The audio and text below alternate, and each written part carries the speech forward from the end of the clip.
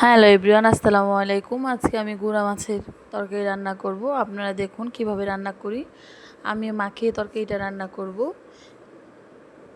কে কে গুঁড়া মাছ মাখিয়ে রান্না করেন? মাখিয়ে রান্না করলে ভালো লাগে। তো আমি পেঁয়াজ, রসুন, কাঁচামরিচ, আদা রসুন বাটা, অল্প পরিমাণ মরিচের গুঁড়ো, হলুদ, সস দিয়ে আমি ভালোভাবে মাখিয়ে নিচ্ছি। আমি মরিচের গুঁড়ো কম দিয়েছি কারণ অনেকগুলো কাঁচামরিচ দিয়েছি। এখন আমি মাছগুলো দিয়ে মশলার সাথে মিশিয়ে এখন টমেটোগুলো দিয়ে দিব, একে একে সব দিয়ে দিব। দেখুন সস পাতা দিয়ে দিব, পরিমাণ মতো পানি দিয়ে আমি এখন চুলাতে দিয়ে দিলাম। গুঁড়া মাছ তরকারি আমার অনেক ভালো লাগে। কে কে গুঁড়া মাছ তরকারি পছন্দ করেন আমাকে কিন্তু অবশ্যই কমেন্টে জানাবেন। আমার কাছে অনেক ভালো লাগে। তারা দেখুন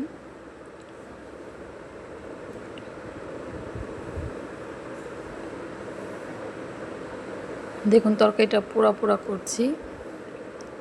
বন্ধুরা, আমার ভিডিও ভালো লাগলে অবশ্যই লাইক করুন, শেয়ার করবেন। আল্লাহ হাফেজ।